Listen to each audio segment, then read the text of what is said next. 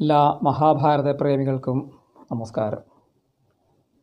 രാജസൂയ യാഗത്തിന് വേണ്ടി ദിഗ്വിജയം ചെയ്യുന്ന പാണ്ഡവന്മാരുടെ ആ പരാക്രമവും പ്രയാണവുമാണ് നമ്മൾ വായിച്ചു വന്നത്. വടക്ക് ഭാഗത്ത് അർജുനൻ കീഴടക്കി, കിഴക്ക് ഭാഗത്ത് ഭീമസേനൻ വിജയം കൈവരിച്ചു. ദക്ഷിണ ദിക്കിലേക്ക് തെക്ക് ഭാഗത്തേക്ക് സഹദേവൻ ആണ് പടയെ നയിച്ചുകൊണ്ട് മുന്നേറിയത്.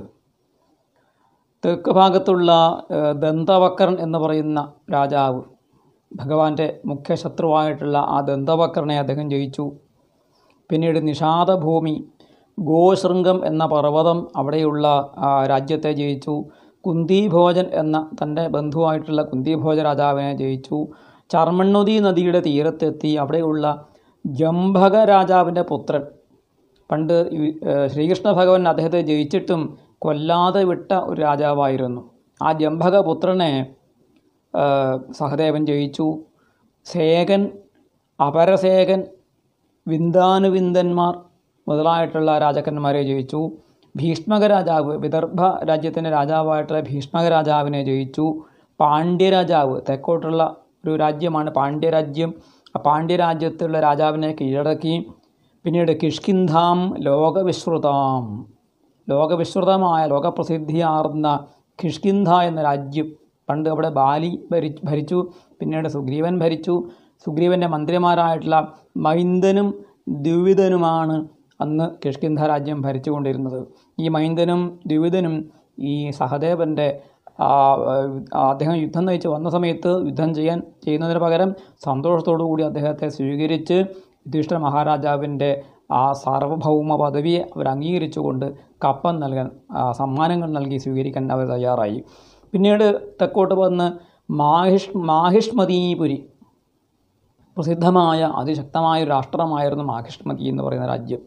അവിടെ രാജ്യം ഭരിച്ചിരുന്നത് നീലൻ എന്ന പേരുള്ള രാജാവായിരുന്നു. നീലരാജാവ്. ഭീകരമായ യുദ്ധമാണ് അവിടെ നടന്നത് എന്നാണ്. അവിടെ ആ യുദ്ധത്തിൽ സഹദേവനെ ജയിക്കാൻ വലിയ പ്രയാസം നേരിടേണ്ടി വന്നു. കാരണം ആ യുദ്ധത്തിൽ ആ രാജാവിൻ്റെ സൈന്യത്തിന് അഗ്നി ഭഗവാന്റെ സഹായമുണ്ടായിരുന്നു. അഗ്നിയുടെ സഹായം കൊണ്ട് അദ്ദേഹത്തിന് സഹദേവൻ്റെ പരാക്രമത്തെ തടഞ്ഞു നിർത്താൻ വേണ്ടി സാധിച്ചു. എന്താണ് അതിന് കാരണം എന്ന് വെച്ചാൽ, ഈ അഗ്നി ഭഗവാന് ഈ രാജ്യത്തോട് പ്രത്യേക സ്നേഹം വരാൻ കാരണം, ഈ നീലരാജാവിൻ്റെ അതിസുന്ദരിയായിട്ടുള്ള ഒരു മകളുണ്ടായിരുന്നു, ഒരു കന്യകയുണ്ടായിരുന്നു. ഈ രാജാവിൻ്റെ യാഗശാലയിലെ അഗ്നി എത്ര വീശിയിട്ടും കത്താതിരിക്കുന്ന സമയത്ത് സുന്ദരിയായി രാജകുമാരി വന്നിട്ട് ഈ അഗ്നിയിൽ ഊതിയ സമയത്ത് ആ സുന്ദരിയുടെ സുന്ദരമായ അധരങ്ങളിലൂടെ വന്ന കാറ്റേറ്റ് അഗ്നി ഭഗവാന് വളരെയധികം ഒരു സന്തോഷമുണ്ടായി. അഗ്നി അങ്ങനെ ജ്വലിച്ച് വന്നു, ആളിക്കത്താൻ തുടങ്ങി. അങ്ങനെ അഗ്നി ജ്വലിച്ചു എന്ന് മാത്രമല്ല, ആ അഗ്നി ഭഗവാന് ഈ സുന്ദരിയായ രാജകന്യകയോട് കാമം ഉണ്ടാവുകയും ചെയ്തു. അവളെ പരിണയിക്കാൻ വേണ്ടിയിട്ട് അഗ്നി ഭഗവാൻ ഒരു ബ്രാഹ്മണ വേഷം ധരിച്ചുകൊണ്ട് ആ കൊട്ടാരത്തേക്ക് വന്നിട്ട് ആ കന്യകയെ തരണമെന്ന് അദ്ദേഹം ആവശ്യപ്പെട്ടപ്പോൾ രാജാവ് പറഞ്ഞു, എൻ്റെ കന്യകയെ ഞാൻ ബ്രാഹ്മണന് കൊടുക്കുകയില്ല എന്ന് പറഞ്ഞു. വിവാഹം ചെയ്തു തരാൻ സാധ്യമല്ല എന്ന് പറഞ്ഞപ്പോൾ അഗ്നി ഭഗവാൻ തൻ്റെ സ്വരൂപം എടുത്ത് വരികയും രാജാവിനെ ഭയപ്പെടുത്തുകയും ചെയ്തു. അഗ്നി ആർക്കാണ് ഭയമില്ലാതിരിക്കുക? രാജ്യത്ത് അഗ്നി പിടിച്ച് രാജ്യം മുഴുവൻ വേണമെങ്കിൽ ഭസ്മമാക്കാൻ അഗ്നിക്ക് സാധിക്കുമല്ലോ. രാജാവ് ഭയചകിതനായിട്ട് അഗ്നി ഭഗവാന്റെ മുന്നിൽ സാഷ്ടാംഗം നമസ്കരിച്ചിട്ട് പറഞ്ഞു, ക്ഷമായാചനം ചെയ്തു. തൻ്റെ മകളെ അഗ്നിക്ക് വിവാഹം ചെയ്തു കൊടുത്തു. അങ്ങനെ അഗ്നി ഈ നീലരാജാവിൻ്റെ മകളുടെ ഭർത്താവായതുകൊണ്ട് ആ രാജ്യത്തോട് അദ്ദേഹം പ്രത്യേകം സ്നേഹം കാണിച്ചു. അത്രയും കാലം ആ നാട്ടിലുള്ള സ്ത്രീകൾക്ക് സ്വേച്ഛയാ വിവാഹം വിധിച്ചിട്ടില്ലായിരുന്നു. മറ്റ് രാജ്യങ്ങളിൽ സാധാരണ പ്രജകളിൽ എല്ലാ രാജ്യത്തും എല്ലാ നാട്ടിലും അക്കാലത്ത് പെൺകുട്ടികൾക്ക് സ്വന്തം വരനെ സ്വീകരിക്കാനുള്ള സ്വാതന്ത്ര്യം ഉണ്ടായിരുന്നു എന്നാണ് ഇവിടെ കാണിക്കുന്നത്. പക്ഷേ ഈ മാഹിഷ്മതീപുരിയിലെ സ്ത്രീകൾക്ക് സ്വേച്ഛാ വിവാഹം അവിടെ വിധിച്ചിട്ടില്ലായിരുന്നു. പക്ഷേ അഗ്നി തൻ്റെ പത്നിയോടുള്ള സ്നേഹം കാരണം മാഹിഷ്മതീപുരിയിലുള്ള എല്ലാ സ്ത്രീകൾക്കും അന്ന് മുതൽ സ്വേച്ഛാവിവാഹം, സ്വന്തമായ വരനെ കണ്ടെത്താനുള്ള സ്വാതന്ത്ര്യം, അച്ഛൻ്റെ അനുവാദം പോലും ആവശ്യമില്ല എന്നർത്ഥം. അങ്ങനെ വിവാഹം ചെയ്യാൻ സ്വാതന്ത്ര്യം അഗ്നി ഭഗവാൻ അവർക്ക് അനുവദിച്ചു കൊടുക്കുകയാണ്. ഈ അഗ്നിയുടെ വീര്യം കൊണ്ട്, അഗ്നിയുടെ സഹായം കൊണ്ട് സഹദേവന് ഈ രാജ്യത്തെ യുദ്ധം ജയിക്കാൻ സാധിക്കുന്നില്ല. അപ്പോൾ അദ്ദേഹത്തിന് മനസ്സിലായി അഗ്നിയാണ് ഇതിന് കാരണക്കാരൻ. അദ്ദേഹം അവിടെ കുറച്ച് ദർഭ വിരിച്ച് അദ്ദേഹം സൈനിക മുഖത്ത് ആ സൈന്യങ്ങളുടെ മുന്നിൽ തന്നെ അദ്ദേഹം ഉപവിഷ്ടനായി അവിടെ ഇരുന്നു കൊണ്ട് അഗ്നിയെ ധ്യാനിക്കുകയും സ്തുതിക്കുകയും ചെയ്തു. അത് ശ്രേഷ്ഠമായിട്ടുള്ള ഒരു അഗ്നിസ്തുതിയാണ് അവിടെ വർണ്ണിക്കുന്നത്. അഗ്നിയുടെ പല പല നാമങ്ങൾ അതിലുണ്ട്. പാവകൻ, ഹവ്യവാഹനൻ, ചിത്രഭാനു, സുരേശൻ, അനലൻ, ഹുതാശനൻ, വൈശ്വാനരൻ, പിംഗേശൻ, പ്ലവങ്കൻ, കുമാരസൂഹു, ഇങ്ങനെ ഭൂതേജസ്, രുദ്രഗർഭൻ, ഹിരണ്യകൃത്ത്, ഇങ്ങനെയുള്ള അഗ്നിയുടെ പര്യായവാചികളായിട്ട് നിരവധി നാമങ്ങൾ ആ സ്തോത്രത്തിൽ അടങ്ങിയിട്ടുണ്ട്. ഒടുവിൽ ആ സ്തോത്രത്തിൻ്റെ അവസാനം അദ്ദേഹം പറയുന്നു, തുഷ്ടിം പുഷ്ടിം ശ്രുതിം ചൈവ പ്രീതിം ചാഗ്നേ പ്രയച്ഛമേ. എനിക്ക് തുഷ്ടിയും പുഷ്ടിയും ജ്ഞാനവും അതുപോലെ പ്രീതിയും അങ്ങ് എനിക്ക് തന്നാലും എന്ന് പ്രാർത്ഥിക്കുകയാണ്.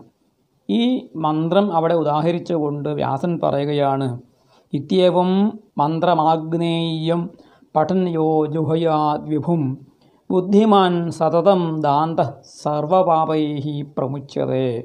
ഈ ആഗ്നേയം ആയിരിക്കുന്ന മന്ത്രം ആരാണോ ഇന്ദ്രിയ നിഗ്രഹം ചെയ്തുകൊണ്ട് മനസ്സിനെ അടക്കിക്കൊണ്ട് ആ മന്ത്രത്തെ ഉരുക്കഴിക്കുകയും അഗ്നിയിൽ ഹവനം ചെയ്യുകയും ചെയ്യുന്നത്, അവൻ ബുദ്ധിമാനായിത്തീരും, സകല പാപങ്ങളിൽ നിന്നും മോചിപ്പിക്കപ്പെടും എന്നും അവിടെ ആ മന്ത്രത്തിൻ്റെ ഫലശ്രുതിയും പറയുന്നു. സഹദേവൻ ദർഭ വിരിച്ച് അവിടെ ഇരുന്ന് ഈ സ്തോത്രം ചൊല്ലി അഗ്നി അദ്ദേഹത്തിൽ സംപ്രീതനായി അദ്ദേഹത്തിന് വരങ്ങൾ കൊടുത്തു എന്ന് മാത്രമല്ല, രാജാവായിട്ടുള്ള നീലനെ കൊണ്ട് ഈ യുധിഷ്ഠിര മഹാരാജന് വേണ്ടിയിട്ടുള്ള എല്ലാ സമ്മാനങ്ങളും സൽക്കാരങ്ങളും ചെയ്യാൻ വേണ്ടിയിട്ട് അദ്ദേഹം നിർദ്ദേശിച്ചു. അതനുസരിച്ചിട്ട് ആ പാണ്ഡവരുടെ ആധിപത്യം അദ്ദേഹം അംഗീകരിക്കുകയും ചെയ്തു. അവിടുന്ന് സഹദേവൻ ആ യുദ്ധം അങ്ങനെ ജയിച്ച ശേഷം അദ്ദേഹം ശൂർപ്പാരകം, ഇന്നത്തെ നമ്മുടെ ഈ ഗോകർണം മുതലായിട്ടുള്ള സ്ഥലങ്ങളിലൂടെ ആ സ്ഥലത്തെയാണ് ശൂർപ്പാരകം എന്ന് പറയുന്നത്. ദണ്ഡകാരണ്യം ഒക്കെ നിലകൊള്ളുന്ന ദണ്ഡകം എന്ന് പറയുന്ന സ്ഥലം, കോലഗിരി, നമ്മുടെ മൂകാംബിക ക്ഷേത്രം നിലകൊള്ളുന്ന ആ കൊല്ലൂർ ആ ഭാഗമാണ് കോലഗിരി. അവിടുന്ന് വീണ്ടും തെക്കോട്ട് വന്ന സമയത്താണ് കേരളത്തിൽ എത്തിച്ചേരുന്നത്. എന്താണ് കേരളത്തിൻ്റെ പ്രത്യേകതയായിട്ട് പറയുന്നത്? കാട്ടുജാതിക്കാരാണ് ഇവിടെ വസിക്കുന്നത് എന്നാണ്. ഏകപാദാംശ പുരുഷാൻ കേരളാൻ വനവാസിന. കാട്ടുജാതി എന്ന് വെച്ചാൽ വനത്തിൽ വസിക്കുന്നവർ എന്നേ ഇവിടെ അർത്ഥം എടുക്കേണ്ട കാര്യമുള്ളൂ. പക്ഷേ ഇവിടെയുള്ള പുരുഷന്മാരെക്കുറിച്ച് പറഞ്ഞിരിക്കുന്നു ഏകപാദാൻ, ഒറ്റക്കാലുള്ള ആളുകൾ. മഹാഭാരത യുദ്ധത്തിലെ കുരുക്ഷേത്ര യുദ്ധത്തിലും ഏകപാദാശ്ച എന്ന് പറയുന്നുണ്ട് കേരളന്മാരെക്കുറിച്ച്. കേരള സൈന്യം മുഴുവനും ഒറ്റക്കാലന്മാരായിരുന്നു എന്ന് കുരുക്ഷേത്ര യുദ്ധത്തിൻ്റെ സാഹചര്യത്തിലും വ്യാസൻ പറയുന്നുണ്ട്. എന്താണ് ഈ ഒറ്റക്കാലുകൊണ്ട് എങ്ങനെയാണ് എല്ലാവരും ഒരുപോലെ ഒറ്റക്കാലന്മാരായത്? കാല് നഷ്ടപ്പെട്ടു പോയതാണോ അല്ല ജന്മനാ കാലില്ലാത്തവരാണോ എന്ന് അവിടെ വ്യക്തമാക്കുന്നില്ല. പക്ഷേ പലപ്പോഴും വ്യാസൻ അർത്ഥഗർഭമായിട്ട് പലതും പറയാറുണ്ട്. അപ്പോൾ ഈ കേരളന്മാർ ഏകപാദന്മാരാകാനുള്ള കാരണം എനിക്ക് ആലോചിച്ചിട്ട് ഞാൻ മനസ്സിലാക്കുന്നത്, അല്ലെങ്കിൽ ഞാൻ ചിന്തിച്ച് പോകുന്നത്, ഒരുപക്ഷെ നമ്മൾ കേരളീയർ ഈ മുണ്ടുടുക്കുന്നത് കൊണ്ടായിരിക്കുമോ? മുണ്ടുടുക്കുന്ന ആളിൻ്റെ 2 കാലുണ്ടെന്ന് കാണാൻ സാധിക്കില്ല. അതാണ് ഇതിൻ്റെ ഒരു തമാശ. കേരളത്തിന് പുറത്തുള്ള മറ്റ് പ്രദേശങ്ങളിലെ ആളുകൾ വസ്ത്രം ഈ കോത്തുടുക്കുന്ന സമ്പ്രദായമാണ്. അപ്പോൾ അവരുടെ 2 കാലുകളും വേറെ വേറെ കാണും. അപ്പോൾ മുണ്ടുടുക്കുന്ന ആളുകൾക്ക് 2 കാല് പ്രത്യേകം കാണാൻ പറ്റാത്തത് കൊണ്ടാകണം ഒരുപക്ഷെ അവരെ ഏകപാദന്മാരെന്ന് വ്യാസൻ വിശേഷിപ്പിക്കുന്നത്. ഇനി അങ്ങനെയല്ല, ചില ആളുകൾ ഒരു അഭിപ്രായത്തിൽ ഇങ്ങനെ ഉറച്ചു നിൽക്കും. ഒരിക്കലും മറ്റുള്ളവരുടെ അഭിപ്രായത്തെ സ്വീകരിക്കാതെ സ്വന്തം മാർഗം സ്വയം ഉണ്ടാക്കിക്കൊണ്ട് മറ്റുള്ളവരുടെ അഭിപ്രായങ്ങൾ സ്വീകരിക്കാതെ ജീവിക്കുന്ന ആളുകളായതുകൊണ്ടായിരിക്കുമോ കേരളന്മാരെ ഏകപാദന്മാർ, ഒറ്റക്കാലന്മാരെന്ന് വിളിച്ചത്? എന്തുകൊണ്ടാണെന്നറിയില്ല. ഏതായാലും കേരളന്മാർ ഒറ്റക്കാലന്മാരാണ് എന്ന് വ്യാസൻ ഇവിടെ പറഞ്ഞിരിക്കുന്നു എന്ന് നമ്മൾ അറിയേണ്ടതുണ്ട്. അവിടെ നിന്ന് അദ്ദേഹം തെക്കോട്ട് സഞ്ചരിച്ച് സമുദ്രതീരത്ത് എത്തിച്ചേർന്നു. തെക്കേ ഭാഗത്തുള്ള നമ്മുടെ ഹിന്ദു മഹാസാഗരം അവിടെ എത്തിച്ചേർന്നു. സമുദ്രം കടക്കേണ്ടതുണ്ട്. അതിനപ്പുറത്ത് ലങ്കയാണ്, രാക്ഷസന്മാരുടെ സാമ്രാജ്യമായിട്ട് ലങ്കയിലേക്കാണ് പോകേണ്ടത്. സമുദ്രം കടക്കേണ്ടതുണ്ട്. അവിടെ അദ്ദേഹം പിന്നെ സാക്ഷാത് ശ്രീരാമചന്ദ്രൻ സ്ഥാപിച്ചതായ രാമസേതു അദ്ദേഹം ദർശിച്ചു. രാമസേതു അതിഗംഭീരമായിട്ടുള്ള ആ ഭഗവാന്റെ വിക്രമത്തെ, ഭഗവാന്റെ ദിവ്യതയെ കാണിക്കുന്ന രാമസേതുവിനെ കണ്ട് അദ്ദേഹത്തിന് നകുലന് സഹദേവന് അത്ഭുതമുണ്ടായി എന്നാണ് പറയുന്നത്. ആ സമുദ്ര തീരത്ത് എത്തിയ സമയത്ത് അദ്ദേഹം തൻ്റെ ജ്യേഷ്ഠൻ്റെ മകനായ ഘടോത്കചൻ എന്ന ആ രാക്ഷസകുമാരനെ മനസ്സുകൊണ്ട് സ്മരിച്ചു.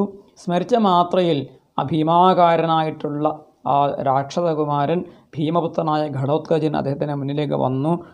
ആ ഘടോത്കചൻ അദ്ദേഹത്തെ അഭിവാദനം ചെയ്തു. ഘടോത്കചനോട് പറഞ്ഞു, നീ ലങ്കയിൽ ചെന്ന് അവിടുത്തെ രാജാവായിട്ടുള്ള വിഭീഷണനോട് എൻ്റെ ദൗത്യം, എൻ്റെ സന്ദേശം അവിടെ ചെന്ന് അറിയിക്കേണ്ടതാണ് എന്ന് പറഞ്ഞു. അങ്ങനെ ഘടോത്കചൻ ആകാശമാർഗത്തിൽ ലങ്കയിലേക്ക് കടന്നു ചെല്ലുന്നു. ലങ്കയുടെ അതിമനോഹരമായ ലങ്കാപുരിയുടെ വർണ്ണനയുണ്ട് ഇവിടെ. വാൽമീകി രാമായണത്തിൽ ലങ്കയെ വർണ്ണിക്കുന്നുണ്ട്. ഏകദേശം അതിന് സമാനമായ ഒരു വർണ്ണന തന്നെ ഇവിടെ വ്യാസനും ലങ്കയെക്കുറിച്ച് പറയുന്നു. സ്വർണ്ണമയീ ലങ്ക എന്നാണല്ലോ വാൽമീകി പറയുന്നത്.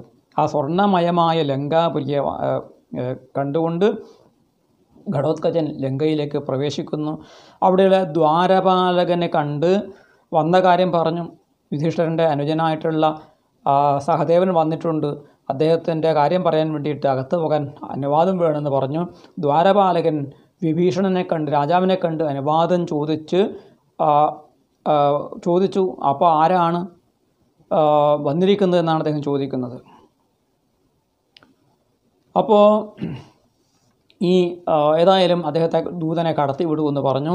ഘടോത്കചൻ ലങ്കയ്ക്ക് അകത്തേക്ക് പ്രവേശിച്ചു. അപ്പോൾ അവിടെ ലങ്കയുടെ ഉൾഭാഗത്ത് എന്തൊക്കെയാണ്, എത്ര സുന്ദരമായ രമ്യഹർമ്മ്യങ്ങളാണ് ഉള്ളത് എന്ന കാര്യം കൂടി അവിടെ വീണ്ടും ലങ്കാവർണ്ണന വീണ്ടും അവിടെ നമുക്ക് കാണാൻ സാധിക്കും. അങ്ങനെ ആ വിഭീഷണ രാജാവിൻ്റെ അന്തഃപുരത്തേക്ക് എത്തിയ സമയത്ത് അവിടെ കാണുന്നത് രാമമിക്ഷ്വാകുനാഥം വൈ സ്മരന്തം മനസാ സദാ ദൃഷ്ട്വാ ഘടോത്കചോ രാജൻ വവന്ദേ തം കൃതാഞ്ജലി. എന്നും ഇക്ഷ്വാകുനാഥനായിട്ടുള്ള രാമനെ മനസ്സുകൊണ്ട് ധ്യാനിച്ചുകൊണ്ട് സ്മരിച്ചുകൊണ്ടിരിക്കുന്ന രാമഭക്തനായ വിഭീഷണനെ അവിടെ അവിടെ ഘടോത്കചൻ കാണുകയാണ്. അദ്ദേഹത്തെ ചെന്ന് കണ്ട് ഘടോത്കചൻ അങ്ങനെ തൊഴുത് നമസ്കരിച്ചു. രാമഭക്തനാണ്, രാമഭക്തനെ നമസ്കരിക്കുക എന്ന് പറയുന്നതും ഒരു മഹാഭാഗ്യമാണല്ലോ. ആ വിഭീഷണനെ നമസ്കരിച്ചു. വിഭീഷണൻ ചോദിച്ചു, അങ്ങ് വന്നിരിക്കുന്നത് ഏത് രാജാവിൻ്റെ ദൂതനായിട്ടാണ്? ആ രാജാവ് ഏത് വംശക്കാരനാണ്? ആരുടെ മകനാണ്? അദ്ദേഹത്തിൻ്റെ സഹോദരന്മാരാരൊക്കെയാണ്? അദ്ദേഹത്തിൻ്റെ കൊട്ടാരം ഏതാണ് എന്നൊക്കെ ചോദിച്ചു. ഘടോത്കചൻ പറഞ്ഞു, സോമവംശത്തിൽ പാണ്ഡു എന്ന് പറയുന്ന വിഖ്യാതനായ ഒരു രാജാവുണ്ടായിരുന്നു. അദ്ദേഹത്തിൻ്റെ മകനായ യുധിഷ്ഠിരനും പിന്നെ വേറെ 4 സഹോദരന്മാർ, ഭീമൻ, അർജുനൻ, നകുലൻ, സഹദേവൻ. അവരുടെ വീര്യം, അവരുടെ കഴിവ്, അവരുടെ ശക്തി, അവരുടെ ഐശ്വര്യം ഒക്കെ തന്നെ ഘടോത്കചൻ വർണ്ണിച്ചു കൊടുത്ത് കാര്യങ്ങൾ മനസ്സിലാക്കിച്ചു കൊടുത്തു. അവർക്ക് യാഗം ചെയ്യാൻ വേണ്ടിയിട്ടാണ് ദിഗ്വിജയം ചെയ്യുന്നത്. അവരിൽ ഇളയവനായ സഹദേവനാണ് വന്നിരിക്കുന്നത് എന്ന് പറഞ്ഞപ്പോൾ വിഭീഷണൻ വളരെ സന്തോഷത്തോടു കൂടിയിട്ട് പാണ്ഡവന്മാർക്ക് കൊടുക്കാൻ വേണ്ടിയിട്ട് ധാരാളം സമ്മാനങ്ങൾ, വിലപിടിച്ച സമ്മാനങ്ങൾ അങ്ങനെ കൊടുത്തയച്ചു. അങ്ങനെ തെക്ക് ഭാഗം അങ്ങനെ സഹദേവൻ കീഴടക്കി. പിന്നീട് പടിഞ്ഞാറ് ഭാഗത്ത് യാത്ര ചെയ്യുന്ന ദിഗ്വിജയം ചെയ്യാൻ വേണ്ടി പോയ നകുലനും നിരവധി രാജ്യങ്ങളെ കീഴടക്കി. രോഹീതക പർവ്വതം, പിന്നെ മരുഭൂമി, ശൈരീഷകം, മഹോത്ഥം, ദാശാർണം, ശിബി രാജാവ്, അംബഷ്ഠ രാജാവ്, മാളവദേശം, സിന്ധുദേശം, ആഭീരദേശം, പഞ്ചനദം, ശല്യര് ഭരിക്കുന്ന മാദ്രം, പിന്നെ ഉത്തര ജ്യോതിഷം എന്ന് പറയുന്ന രാജ്യം. ഈ രാജ്യങ്ങളിൽ പലതും യുദ്ധം ചെയ്ത് കീഴടക്കി. ചില രാജാക്കന്മാർ സന്തോഷത്തോടു കൂടിയിട്ട് അവരുടെ ആധിപത്യത്തെ സ്വീകരിച്ചു. ഇങ്ങനെ 4 പാണ്ഡവ പ്രമുഖന്മാരും ചേർന്ന് നാനാഭാഗത്തും ചെന്ന് ലോകത്തെ ജയിച്ച് യുധിഷ്ഠിര മഹാരാജാവിൻ്റെ രാജ്യസൂയം ചെയ്യാനുള്ള അനുകൂലമായ സാഹചര്യം ഉണ്ടാക്കി.